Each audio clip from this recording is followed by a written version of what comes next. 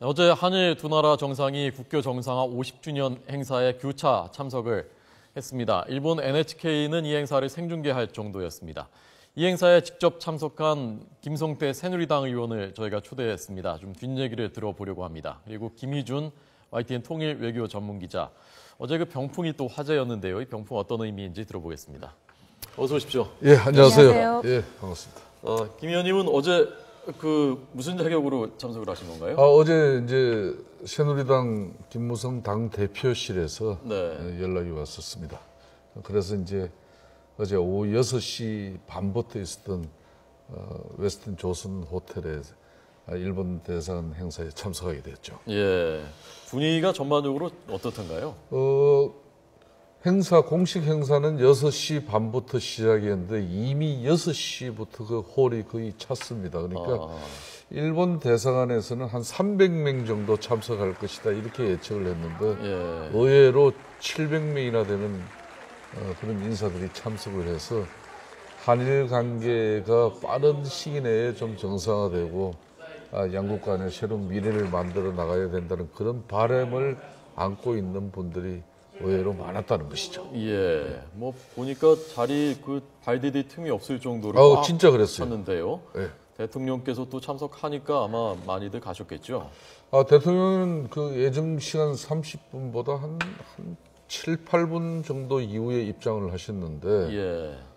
그때 대단히 큰 박수 속에서 이제 입장을 하셨죠. 예. 초청장 없이도 갈 수 있습니까? 그런데 300명. 저는 그러니까 일본 대사관 입장에서는 한 300명 정도 봤는데 예. 저 같은 경우도 당일날 오전 한 11시 정도 참석하는 걸 결정을 했었거든요. 예. 뭐 그런 정도니까 일본 대사관에서 그런 행사에 참여를 희망하는 인사들은 대체로 좀 많이 참석이 될 수 있도록 이렇게 배려를 한 것 같아요. 김무성 대표께서 김 의원님을 굉장히 챙기시는 모양인데요. 가자고 전화해가지고 가자고.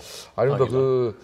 오늘 이제 참 박근혜 대통령 취임 이후에 아직까지 한일 이렇게 정상회담이 이루어지지 않고 있는 과정 속에서 양국 관계가 좀 발전적으로 미래지향적으로 이렇게 가져가길 바라는 그런 정치인들도 많고 국민들도 그런 바람이 있지 않습니까? 그런 측면에서 상당히 의미를 가지고 양국에서 일본 도쿄에서 또 서울에서 했는데 너무 한국의 또 정치계나 이런 정관계 인사들이 참석이 저조하면은 그런 걱정을 사실상 지난 엊그저께 일요일 날 마침 이제 새누리당 재선 의원들이 국회법 문제라든지 이런 게 앞으로 당내 갈등이나 당청 관계의 어떤 그런 어려움으로 야기될까 이런 걱정을 하는 사람들이 모여서 저녁을 하게 됐는데 그 자리에 이제 김무성 대표가 이제 참석을 했죠. 그래서 내일 이런 그 자리도 상당히 중요한 자리인데 많이 우리 의원님들도 좀 시간이 되시면 꼭 참석해서 뭐 그런 축하를 해주는 게 좋을 것 같아. 뭐 그런 분위기가 있었죠. 예. 김 기자 지금 조금 전 화면에서 봤는데 저 뒤에 저 병풍이 있었단 말입니다. 아까 박근혜 대통령 뒤에도 있었고. 연단 뒤에 있었죠. 예. 일본 행사에도 똑같이 저 병풍이 있었다고 하고요. 저 병풍 얘기 좀 해주시죠. 네, 역사가 아주 오래된 병풍입니다. 딱 1965년, 50년 전이죠. 한일 협정 수교 당시에 일본 수상 관저에 있던 그 병풍인데요. 어떤 내용이 새겨져 있냐면 조선시대 가사문학의 대가죠. 송강정철 선생님의 성산별곡이 쓰여져 있는 한글로 쓰여져 있는 12폭짜리 병풍입니다. 성산별곡 하면은 전남 담양의 어떤 경관을 예찬한 그런 글인데 혹시 그 식구가 좀 생각나시는지 모르겠습니다. 호연님께서. 김 의원님이 생각나실 것 같아요. 아니 이제 송강정철은 또 특히 일반 유배 문학이라기도 하고 이제 가사 문학이라는 게 민초들의 이 삶의 현주소에 대해서 많이 잘 아시고 계신데 도원이 어디면요, 무릉이 여기로다 이런 구절만 제가 생각이 나는데 이제 이 병풍 뒤에 보면은 1970년 이후락 증이라고 쓰여져 있습니다. 당시 70년도에 이제 주일 대사였던 이유락 씨가 그때 이제 주일대사였습니까? 그렇습니다. 네, 그렇습니다. 비서실장을 마치고 그렇게 됐죠. 그다음에 그래서 그 병풍의 절반 6폭은 그 근무하던 주일 한국 대사관에 남기고 나머지 6폭을 한국으로 보냈다고 합니다. 그런 배경이 있는 병풍이고요. 그러니까 65년도에 썼다가 그렇죠. 그때는 누구 소유였던 거죠? 그때는 그러니까? 총리 수상관저에 있었다고 하는데 아마 협정 당시에 옮겨진 건지 그거 정확히 제가 좀 취재가 잘 안 되더라고요. 거기서 이제 이우락 대사한테 건너갔었다가 그렇습니다. 그 절반 절반씩 나눠서 나눠서 한국과 일본이 각각 소유를 하고 있었는데 이번 행사 때 이 병풍을 뒤에 연단 뒤에 세우자는 건 일본 측에서 먼저 좀 아이디어를 제시했다고 합니다. 외교관들 중에서도 이제 알고 있는 사람이 많지는 않았는데 이제 그만큼 뭐 한일 수교 50년의 의미를 되새기는 뭐 그런 아주 좋은 뭐 이벤트였다고 볼 수 있겠습니다. 예, 일본이 그런 확실히 뭐 디테일 같은 거 작은 아이디어들이 그런 강한 것 같습니다. 일본 그 대사관 수장고에 이제 성산별곡 저 병풍이 6폭짜리가 이렇게 보관돼 있었다는 거예요. 원래 이제 저걸 당시 주일 대사인 이우락 대사가 일본 총리 간제에 저 병풍을 당시 이제 국가기본조약 체결할 때 그게 쓰여진 거예요. 쓰여진 이후에 이제 12폭짜리를 6폭으로 이걸 나눠가지고 각자 한국 대사관, 주일 대사관에 하나 있고 또 한국의 주한 일본 대사에. 어제 행사장에서도 아셨습니까? 저 병풍이 그런 의미라는 것을 참석자들이 다 아셨나요? 그 미리 소개를 했었습니다. 그렇군요. 그래서 특히 의미가 있었습니다. 어제 그 음악회도 일본에서 열렸다면서요? 거기 조수미 씨도 그렇습니다. 출연하시고 꽤 성대하게 열린 모양이더라고요. 네, 그 먼저 이 한일 수교 50주년 행사가 열렸고요. 도쿄에서는 우리 한국보다 2시간 먼저 4시 반에 열렸고 6시 반에 이제 조수미 씨의 공연이 있었는데 그 유명한 일본의 대표적인 그 지휘자죠. 여성 지휘가인데 니시모토 씨랑 같이 협연을 펼친 겁니다. 그 사람은 뭐 카네기홀에서도 이미 공연한 바가 있고 아주 협연을 오래 했는데 그만큼 이제 그 한일 수교의 좀 의미를 좀 되살렸다고 볼 수 있죠. 어제 의원님, 야당 의원들도 좀 많이 참석했나요? 어제 일본 같은 경우에는 일본 뭐 제1야당인 민주당 대표뿐만 아니라 뭐 집권 또 같이 공조하고 있는 국민당도 당수도 참석하고 공산당 대표까지 일본 정계 인사는 어제 뭐 한국 대사관에 전부 다 참여했었어요. 우리 한국에서도 일본 대사 주최 현장에는 우리 새정치민주연합에 2분이 오셨죠. 김영한 의원님과 김성원 의원님 딱 2분이 정확하게 오셨죠. 그래서 저희 새누리당에서는 김무성 당대표와 서청원 의원 같은 경우는 한일의원연맹 회장이에요. 그렇게 하시고 저희 새누리당 동료 의원들이 한 14분 정도 참석을 했습니다. 어제 일본에서 그걸 NHK에서 행사 전체를 생중계했다는 얘기 듣고 저도 깜짝 놀랐는데요. 지금 그 의원님 말씀 들으니까 야당 대표들도 다 참석하고 굉장히 비중 있게 생각을 한 모양이죠. 일본 분위기에서는요. 그게 마스조의 요이치 같은 도쿄 도지사, 그러니까 서울로 치면 서울시장이죠. 그분도 이제 그러니까 지자체 단체장들도 많이 참석했어요. 그러니까 도쿄도 주변에. 그럴 정도로 상당히 일본은 분위기가 이렇게 달아오르고 있었던 것 같고 상대적으로 우리나라는 좀 약간 이 부분이 늦게 알려졌죠. 그것도 그렇고 사실 일본 측에서는 그동안 뭐 한일 정상회담을 계속 희망하면서 한일 관계 개선에 노력하고 있다는 점을 많이 강조를 해왔고요. 그 뒤에는 사실 그 한미일 이제 협력을 강조하는 또 미국의 입장이 있고 그만큼 이제 한일 우호 협력을 위해서 일본이 앞장선다는 좀 메시지를 주려고 했던 부분도 있는 것 같습니다.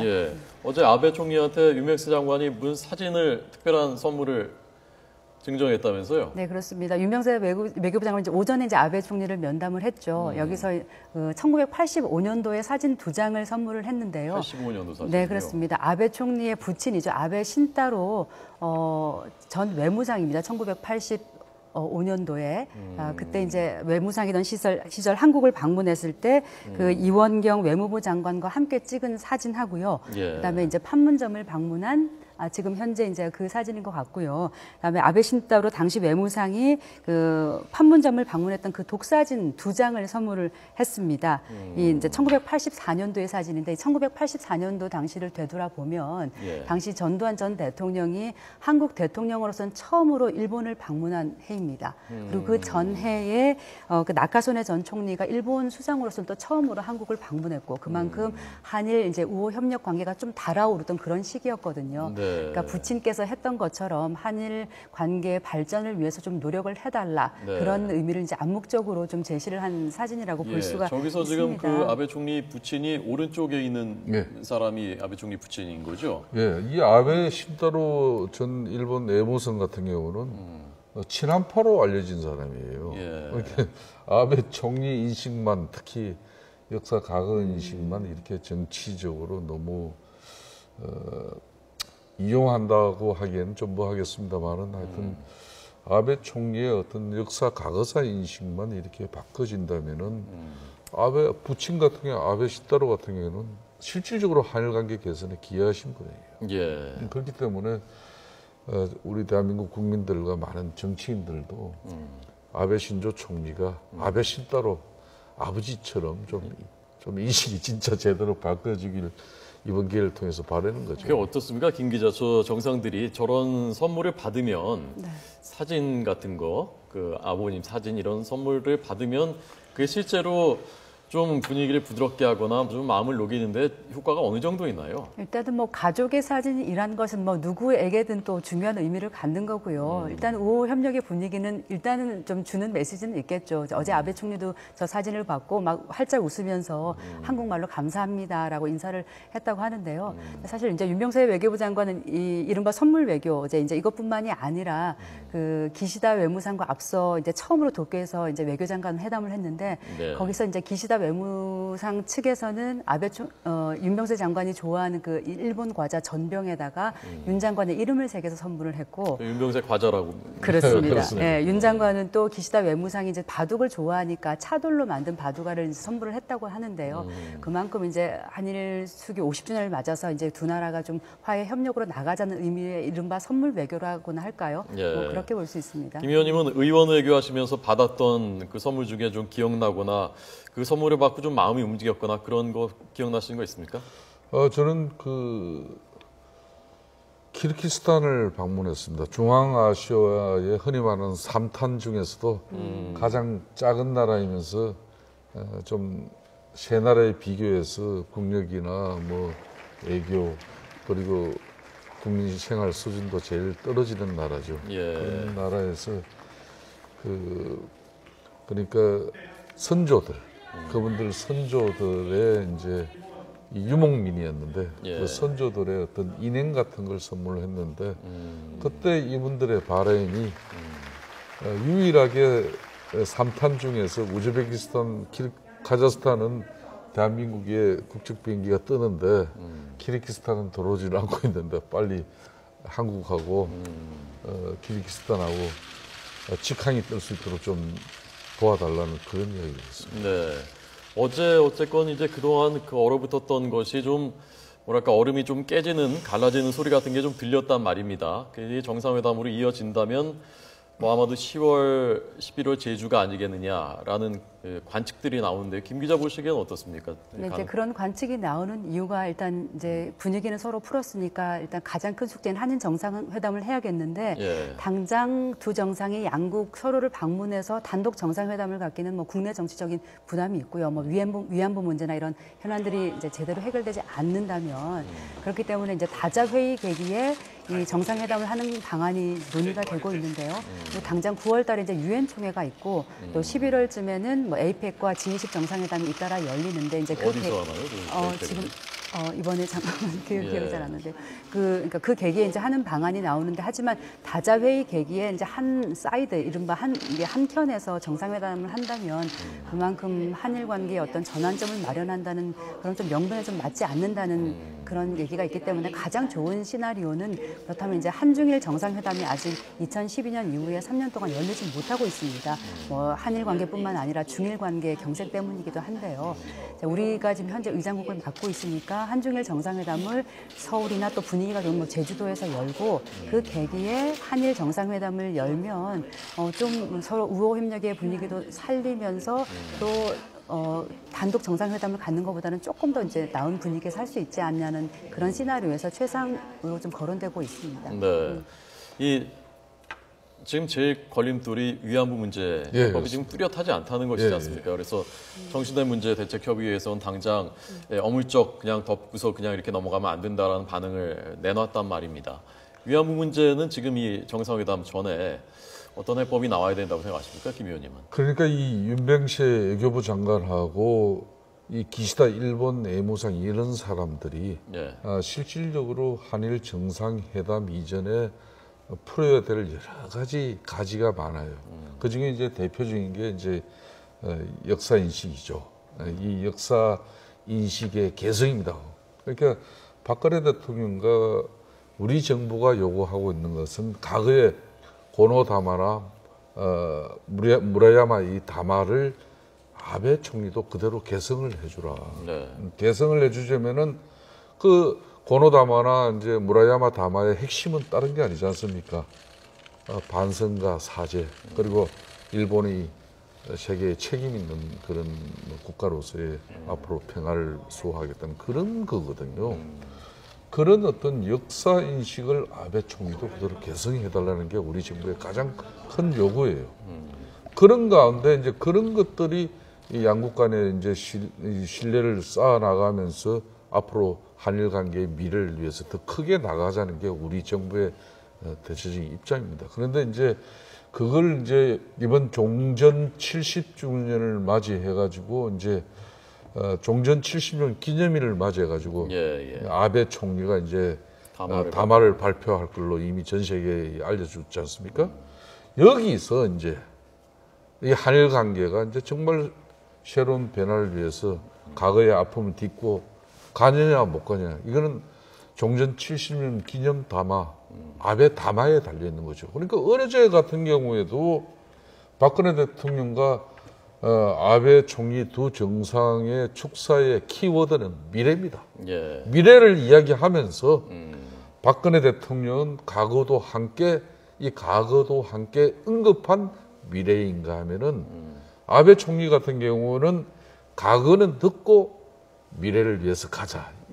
딱 그거였거든요. 요 차이인데 요걸 극복하기 위해서는 이제 일본 내무상하고 우리 윤병세 장관의 정말 물밑 애교가 큰 빛을 발해야 할 걸로 봅니다. 어제 사진 선물도 받았는데 아베 총리가 이제 좀 대국적으로 결단을 해서 좀 반성할 건 반성하고 이렇게 해서 좀 물꼬가 정말 트였으면 좋겠습니다. 오늘 두 분 말씀 잘 들었습니다. 고맙습니다. 감사합니다. 감사합니다.